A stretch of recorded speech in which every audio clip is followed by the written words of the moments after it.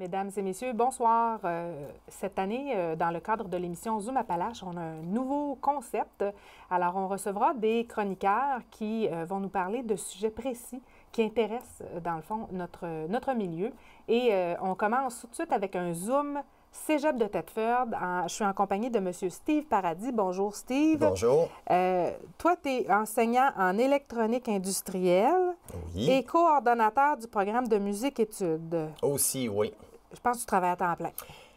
On Plus peut que dire, plein oui, même, c'est hein? ça. On peut voir ça comme ça. Oui, j'ai un bon temps plein. Oui. Bon, musique, on va commencer par parler du programme Musique-études qui débute en août 2000. Moi, j'ai marqué 2009. 2019. Exactement. Alors, c'est quoi ce programme-là qui débute là, avec... c'est pas un programme de musique à temps plein, là. Non, c'est ça la assez différence. particulier, là. C'est bien qu'on puisse l'expliquer parce qu'il y en a souvent qui ont la question.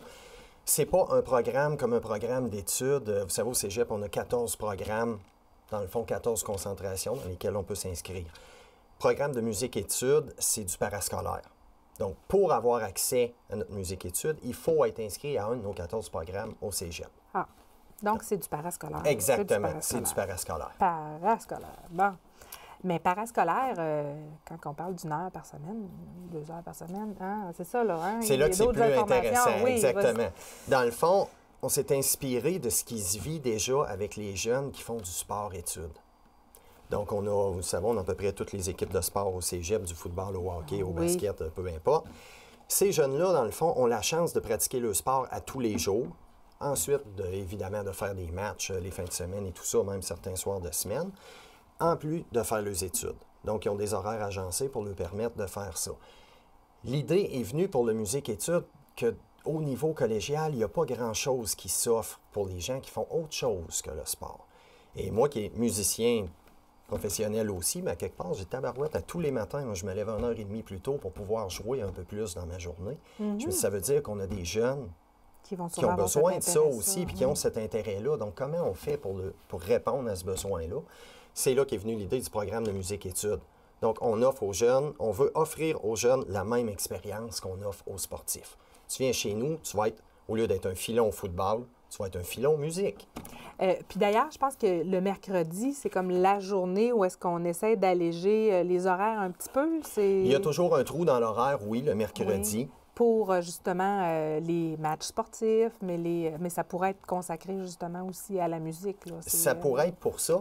La musique, c'est un petit peu particulier. Oui, c'est parce qu'il faut pratiquer tous les jours. Hein? Oui, il faut pratiquer aussi à tous les jours. Et la façon qu'on fonctionne, je peux vous donner un peu le oui.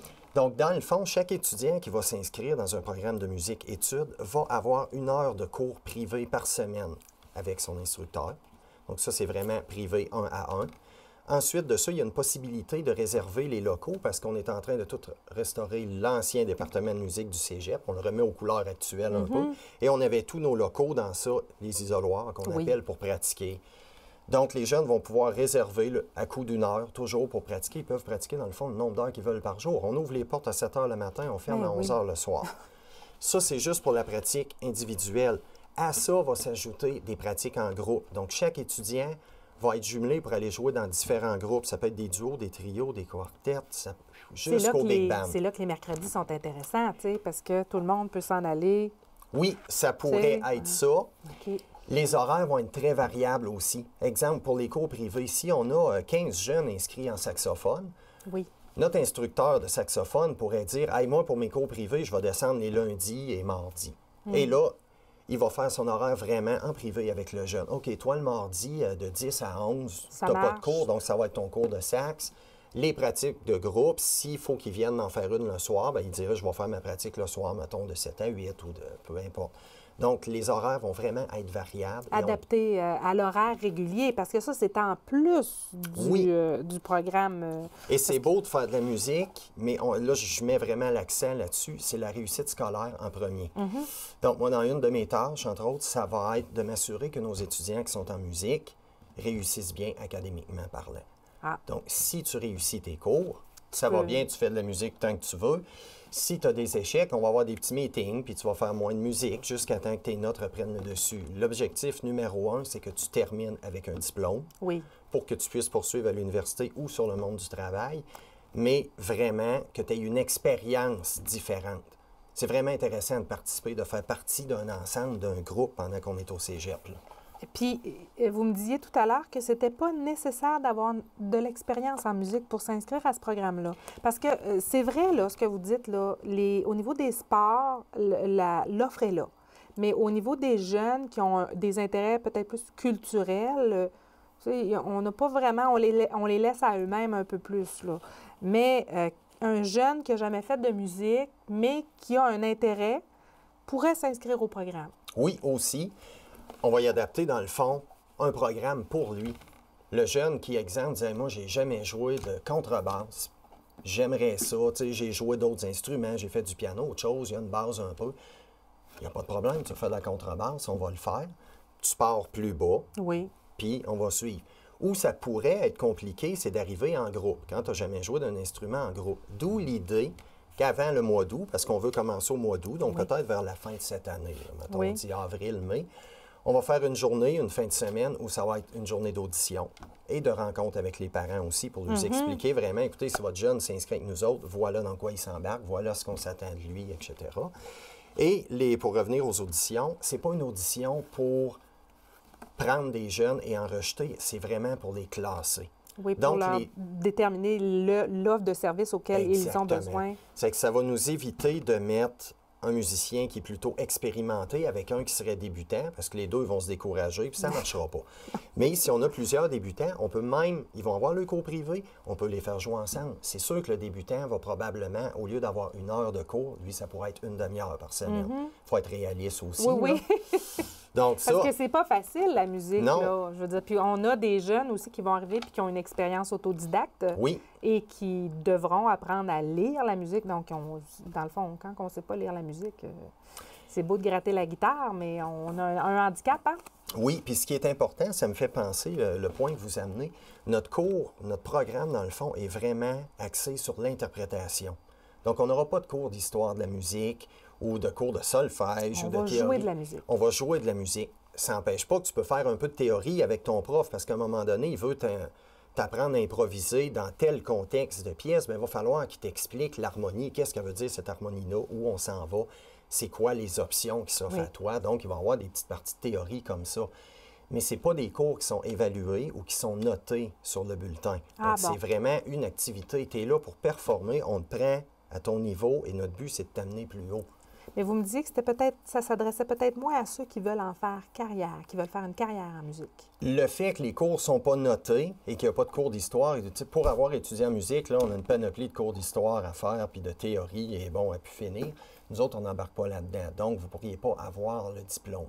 Par contre, comme c'est le cas à chaque année, j'ai encore des jeunes qui m'ont approché cette année pour ça. Les jeunes qui voudraient aller s'inscrire dans un cégep pour faire de la musique, on va dire de niveau professionnel, mais qui aimeraient prendre 1 an pour dire hey, moi, je viens de Thetford, je ferai 1 an au cégep de Thetford pour faire mes cours de philo, français, mes cours de base, le tronc commun, pourraient s'inscrire dans notre cours de musique en disant écoutez, moi, j'aimerais ça m'inscrire, mais je voudrais me préparer à mes auditions. Tout mon staff d'entraîneurs que je recrute est diplômé. Là, on est tous des professionnels. Là, le plus bas diplôme, c'est le bac. Là. Ah! OK? Alors, donc, on a des bacheliers en musique, puis ça va jusqu'au doctorat en musique. Oui. Wow. Donc, on a tous passé par des auditions dans les cégeps et dans les universités. Ben on oui. sait ce que ça prend et on va aider le jeune à se préparer. Donc, lui, il viendrait faire ses cours de français, philo, etc. Oui. Et en plus, il peut s'inscrire à notre programme. Il va avoir la chance de prendre l'avance en jouant avec des combos. On va le préparer à faire ses lectures à vue, à faire tout ce qu'il faut. Donc, lui, pourra avoir un programme adapté pour lui, où il va avoir un peu plus de théorie ou de choses, parce qu'on le prépare.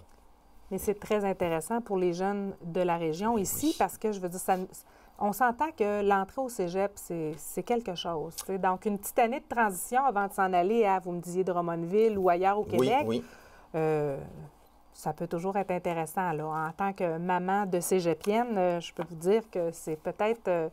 c'est difficile de les laisser partir, nos jeunes, à cet âge-là. Ils sont encore jeunes en première année de cégep, hein? Oui, encore. Donc, on essaie de tirer la couverte des fois comme papa, maman. Donc, le personnel est qualifié, même surqualifié. Et là, c'est particulier, un prof par instrument. Oui. Mais c'est parce que vous allez avoir besoin d'une quantité phénoménale d'enseignants. Oui, déjà là, j'ai beaucoup de jeunes qui sont manifestés. On parle d'instruments comme trompette, trombone, saxophone, j'ai de la batterie, basse, contrebasse, guitare, piano, violon. Ça, c'est tout à date les jeunes qui m'ont approché. Là, j'ai chant aussi. Donc, pour chaque instrument comme ça, je dois avoir au minimum un coach. Un instructeur. Oui, qui est vraiment, lui, spécialisé dans cet instrument-là. Puis à date, je les ai presque tous trouvés. C'est parce que ces gens-là ne viennent pas de la région, donc c'est des gens qui viennent de partout au Québec et qui vont venir transmettre leur expertise ici. On en a quelques-uns de la région, mais j'en ai de Montréal, Sherbrooke, Trois-Rivières, Québec. On en a un peu partout. J'avais quand même un bon bassin de contacts. Oui, bon. Ça fait que là, je pige dedans vraiment. Oui, et donc, vraiment, des gens qui sont qualifiés. Donc, comment est-ce qu'on devient... comment est-ce qu'on peut s'inscrire ou devenir membre de ce programme-là? Là? Comment ça s'organise? Dans le fond, c'est très simple. Quand les jeunes vont faire leur inscription dans quelques semaines là, pour le cégep, il va y avoir, via le site du cégep, il va y avoir une petite note pour dire « Hey, vous savez qu'on a un nouveau programme de musique. Si vous êtes intéressé, tu vas cocher là-dessus. » Et là, moi, ça va me donner l'information que tel nom d'étudiant va être intéressé au programme de musique. Présentement, quand j'ai fait le tour des écoles polyvalentes, j'ai ramassé des noms aussi. Ceux qui étaient intéressés, je ramassais le nom. Parce que là, on a de la musique dans 2 polyvalentes ici. C'est pas un programme lancé out of the blue, là, comme on pourrait dire. Non. Là. Il y a des jeunes qui font de la guitare à la polyvalente de Thetford. Oui. Et on a un programme de cirque musique à la polyvalente de Disraeli. Aussi. Fait que ces jeunes-là, c'est le fun d'aller les chercher. C'est sûr qu'on va aller chercher les jeunes de la région. Puis... tu sais, le programme de musique au cégep va au-delà de juste le cégep. Là. On a toujours été reconnu pour une région où il sort énormément de musiciens d'ici et de bon calibre. Là. Puis là, on recule dans le temps. Là. Je nommerai pas personne, mais moi, je rentrais au cégep, on me parlait encore des gars qui étaient rentrés avant moi, puis on a toujours été reconnus pour ça. Et là, on dirait, tabarouette, il faut faire de quoi pour, justement, pour nos jeunes qui jouent de la musique en région, qu'ils soient capables d'en faire plus chez eux. Oui. Encore.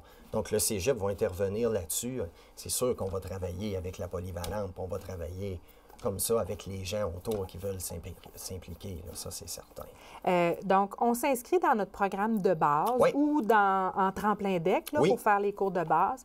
Et on s'inscrit aussi en parallèle au département. Bon, pas au département. On s'inscrit en parascolaire, un peu comme les sports, dans le fond. C'est la même chose que les sports. La fille qui est intéressée par le cheerleading va s'inscrire dans un cours au cégep. Puis quand ils vont avoir les inscriptions, eux autres, en début d'année, bien là, la fille va dire hey, « Moi, je serais intéressée de faire du cheerleading. » Ah, il n'y a pas de gars qui font du cheerleading? Oui, il y en a. C'est vrai qu'il y en a. Il y en a plus qu'il y en avait, même. Bon. Donc, le gars ou la fille qui veut faire du cheer, on va s'inscrire comme ça en début d'année. Donc, pour la musique, on va fonctionner de la même façon. Quelqu'un pourrait même décider en milieu de session, tabarouette, j'aurais aimé ça, faire ça, je peux-tu entrer? Écoute. C'est du parascolaire. C'est du parascolaire, on va le prendre. Puis vu qu'on fait plusieurs groupes de musique, il va y avoir différents groupes de musique, donc différents styles musicaux vont être approchés aussi. Là. Oui, puis ça, c'est ma prochaine question. Comment on va les mettre en valeur, ces jeunes-là? Tout ce qui est en partie, là, en commençant au début, tout ce qui est activité du cégep. Vous savez qu'il y a quand même une vie dans un cégep, OK? Oui, ça a changé avec le temps, mais il y a encore de la vie. C'est ça. Nous, hein? Donc, on a des galas, des remises de prix, des 5 à 7 pour différentes raisons. Les matchs sportifs. Les matchs sportifs. Donc, tous ces événements-là de base, on veut incorporer nos musiciens dans ça. En fin de semaine, samedi, on avait une porte ouverte. Oui. Donc, j'aurais aimé, si notre programme avait été parti, avoir une couple de jeunes qui sont à réception, à l'entrée, dans le fond, qui jouent de la musique, qui accueillent les gens, qui en ont un peu partout. Donc, c'est toutes des petites activités auxquelles on veut que nos jeunes pratiquent. Et en plus, on va les envoyer à l'extérieur aussi. Donc, vraiment, on veut qu'ils aient la chance de se produire. Ça peut être des compétitions musicales. Dans des compétitions, tout dépendant de l'instrumentation qu'on a. On va pouvoir faire des compétitions, on peut même faire des festivals. On pourrait faire des soirées, des levées de fonds, des choses comme ça. Il y a vraiment beaucoup de possibilités pour eux de se produire. C'est sûr qu'ils vont être appelés à se produire, c'est le but. Donc, le but, c'est vraiment, t'appartiens à un ensemble de musique et tu vas être appelé à te produire tant de fois par année, en plus des autres activités qu'on va les incorporer, parce qu'on a des surprises pour eux autres. On ne dira pas tout, oui, c'est ça, là. Et puis, c'est mis en place pour le mois d'août 2019. Donc, pour avoir des informations en ce moment, on communique avec le cégep et on demande Steve Paradis? Exactement. Juste à demander Steve Paradis, je retourne mes appels très rapidement. Courriel aussi. Il n'y a pas de problème. Puis c'est comme ça qu'on peut avoir les informations. Pour Oui. le programme qui débute, on le dit, on le précise, en août 2019. Mais là, je veux parler d'électronique industrielle. Parce Oui. que vous êtes enseignant au département d'électronique industrielle. Oui, Puis là, aussi. j'ai commencé par... C'est quoi ça? C'est quoi ça? Qu'est-ce que ça mange en hiver? C'est quoi l'électronique industrielle? Donc, c'est une technique à la base. Oui. Bon, après ça, c'est une technique d'avenir. Qu'est-ce qu'on fait Qu'est-ce avec qu'on ça? fait? Bah, souvent, quand je fais ma promotion, c'est ce que j'aime dire. Écoutez, l'électronique, c'est un des métiers d'avenir. OK? C'est vraiment... Puis là, les jeunes me disent « Ah, c'est quoi ça? Comment je fais pour savoir que c'est de l'électronique? » Vite, vite, là, si on veut y aller, grosso modo, là, pense à tout ce qui bouge tout seul. Il y a de l'électronique industrielle en arrière de ça. Quand on parle d'automatisation, là, on est dans une ère où il y a énormément de robots. Oui. On en voit à propos de tout et de rien. Il y a toujours une Oui, raison on en pour parlait mettre tout à un l'heure, robot. là, quand je te parlais de mon rêve d'avoir une balayeuse robot chez nous, là. Bien, c'est ça. Donc, ça, c'est de l'électronique aussi industrielle. Donc, nous, qu'est-ce qu'on offre avec notre cours d'électronique? Dans le fond, on forme des techniciens qui vont opérer ces machines-là. Puis, il faut faire attention, quand je dis opérer, on ne forme pas des opérateurs de machines. Ça prend des gens qui sont capables de communiquer le même langage que le robot comprend. Oui. Donc, c'est ça qu'on parle. Même chose pour faire Programmation, de la entre autres. programmation, de l'automatisation. Maintenant, il y a énormément de programmation en électronique. On n'a pas le choix. Tout passe par le web, entre autres. On est tous sur des réseaux. On communique. Les appareils communiquent tous entre eux autres. Il faut être capable de faire communiquer ces appareils-là et il faut être capable d'automatiser des choses. Les clients vont nous approcher. Ils vont avoir, mettons, des chaînes de montage à automatiser. Hey, on aimerait, nous autres, que ça fasse telle chose, que ça parte du point A pour aller au point B en temps de temps, etc. Nos jeunes sont formés pour apprendre à faire ces choses-là. On forme vraiment une main-d'œuvre spécialisée. Et il n'y a pas beaucoup de jeunes, ça a l'air, qui appliquent dans ces programmes-là? C'était plus compliqué. Je dirais que dans les dernières années, oui, c'était compliqué et pas mal à l'échelle du Québec, oui. Ce qui explique la grande pénurie de main-d'œuvre dans le domaine. Là. Donc, on parle d'un taux de placement là, qui est Plus à de 100 100 là, oui, avec oui. des stages rémunérés puis des salaires très alléchants. Là, Au en fin cégep, d'études, chez là. nous, là, régulièrement, on refuse de 3 à 4 offres d'emploi pour des jeunes par semaine parce qu'on n'a pas assez de finissants à fournir. Et les finissants, bien, ils ont toutes possibilité de plusieurs stages. Tous les stages sont rémunérés et très bien rémunérés aussi. Ça part bien de vie, Oui. ça, hein? C'est sûr que là, on s'attend à être capable de répondre un peu plus à la demande parce que l'année passée, avec notre nouvelle approche de programme, on a quand même eu un gros pic Oui, parce que là, d'inscriptions. c'est ça, là, l'approche personnalisée, là, Oui. c'est quelque chose de très, très intéressant pour les jeunes parce qu'ils sont jamais bloqués. Là. Si vous voulez me l'expliquer un peu, les cours se donnent en tout temps. On peut faire la technique à son rythme. Ça peut être en 2 ans et demi, ça peut être en 4 ans. C'est ce qui est beau de cette approche-là. Dans le fond, on a tout refait la grille de cours au complet. De un, on l'a actualisé parce qu'avec le temps, l'électronique, ça change très rapidement.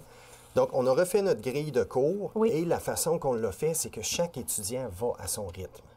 Donc, au lieu de donner un cours qu'on appelait magistral, je m'installe en avant, je fais ma théorie sans arrêt, là, je deviens plus comme prof, je deviens une référence pour les jeunes. Donc, eux autres, ils partent. Moi, j'enregistre des vidéos dans lesquelles je vais donner ma théorie, plus mes lectures et tout ça. Et les jeunes ont leurs ordinateurs, ils font leur théorie comme ça. Vraiment, chacun pour soi. Donc, ils avancent à leur rythme où ils veulent dans le cours. Quand ils ont des questions, on est là en tout temps. Donc, ils viennent nous voir, que ce soit en classe ou en dehors des classes. Donc, c'est toujours du travail individuel. Oui. On a mis l'accent là-dessus.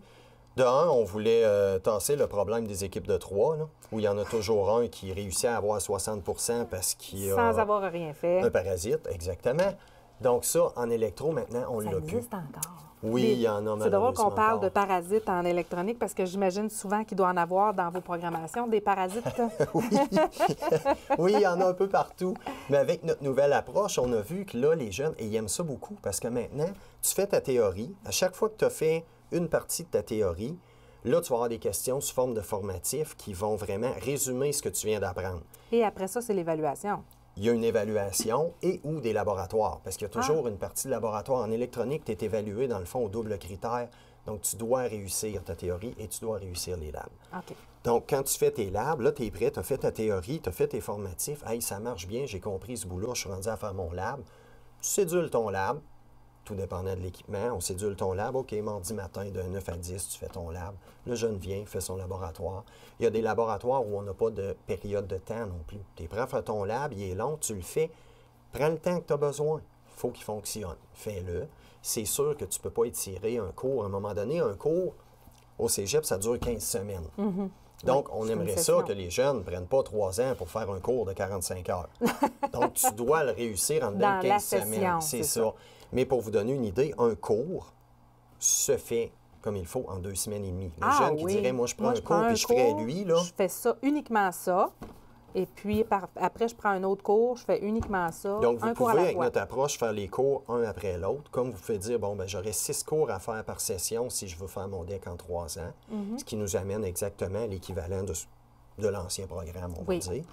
Le jeune prend les 6 cours, puis il avance ses 6 cours en Et même le temps. jeune pourrait prendre sa première année, faire tous ses cours obligatoires ou presque, puis ensuite de ça, faire juste ses cours de technique, là, Oui. par exemple. La beauté de notre programme, c'est qu'on a une hausse auprès de la clientèle B, qu'on va appeler, donc qui est le retour aux études. Souvent, il y a beaucoup de gens qui ont fait du collégial, là, sont Ils sur ont le leur cours chômage. obligatoire, eux Exactement, autres, là. tout est fait. Puis là, ils nous appellent, « Hey, ça veut-tu dire que moi, dans le fond, je pourrais continuer à travailler, aller faire mes cours quand ça m'adonne? » Oui, exactement. Ah! Donc, la personne peut travailler 20-30 heures par semaine, puis dire, « Hey, moi, le jeudi, j'ai rien. Tous les jeudis, moi, je descends au cégep, je passe ma journée, je fais des cours. » Ça fonctionne aussi. Et je veux dire, ça permettrait donc à cette personne-là de faire un ou deux cours par session, puis... Comme je dis, c'est dur de mettre un nombre parce que Oui. ça dépend de l'apprentissage de chacun. Mais à date, si on regarde pour la première session, là, Oui. ça regarde très bien la façon que les jeunes ont réussi. Il y a une période d'adaptation qui était des deux côtés, autant pour les profs que Donc ça, pour ça les vient de étudiants. commencer cette année, là, Oui. ce programme-là, là, cette Au nouvelle mois d'août formule-là. 2018, ça débutait. Là. Ah oui, puis ça va bien, là. Oui, on a eu vraiment beaucoup de demandes d'inscription. Il nous reste encore 20 jeunes qui étaient inscrits là, en Oui. première session. On les a encore en deuxième. C'est très bon parce que dans les Ben oui. programmes techniques, souvent, on en perd plusieurs en cours de C'est route. ça. C'est quand même des gros programmes, les Oui. techniques collégiales. Là, les jeunes effectivement. semblent s'accrocher. Le fait qu'ils peuvent aller à leur rythme, ça en sécurise beaucoup aussi. Il y en a qui ont peur. Tu sais, les rushs de fin de session, si tu veux, tu peux l'éviter maintenant Oui. avec notre approche. Parce que tu sais que tu vas arriver à la fin de session. Donc, tu peux dire, hey, je vais prendre un cours de moins, je vais clencher plus au début. Quelqu'un qui est capable de gérer un horaire comme il faut là, peut faire vraiment... Et en situation d'échec, Oui. le jeune n'est pas pénalisé parce qu'il peut reprendre son cours. Donc, les cours, en fait, vous me disiez ça, c'est que tous les cours sont donnés en permanence. Oui. Là, on a des nouveaux étudiants qui s'inscrivent en janvier. Donc, eux autres vont commencer avec les cours qui, normalement, se donneront au mois d'août. Ah oui, c'est ça. Donc, moi, je vais supporter mes cours à l'année.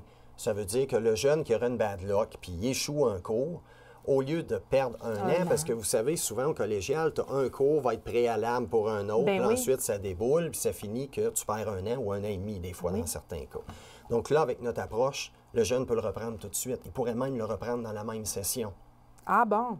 Tu sais, nous autres, on le donne à l'année. Fait que là, le jeune, il manque son coup, il dit « Merde, c'est de ma faute, j'ai manqué mon coup, je le reprends tout de suite. » Tu repayes ton cours, tu le reprends tout de suite, puis C'est tu merveilleux. perds pas un an. Là. Exactement. Donc, je veux dire, c'est possible de faire. C'est ça qui fait en sorte que c'est possible de faire même la technique en 2 ans et demi. Oui, ça serait possible. C'est sûr, je le dis toujours, les étudiants qui ont de la facilité à l'école puis qui sont capables de gérer leurs horaires, il n'y a aucun problème pour le faire comme ça. Bon, l'étudiant qui est sorti de la polyvalente, mais que la polyvalente n'est pas encore sortie de lui, va avoir de la misère à le faire en 2 ans. Oui, bien, c'est sûr que ça trop prend une demandant. adaptation. Oui.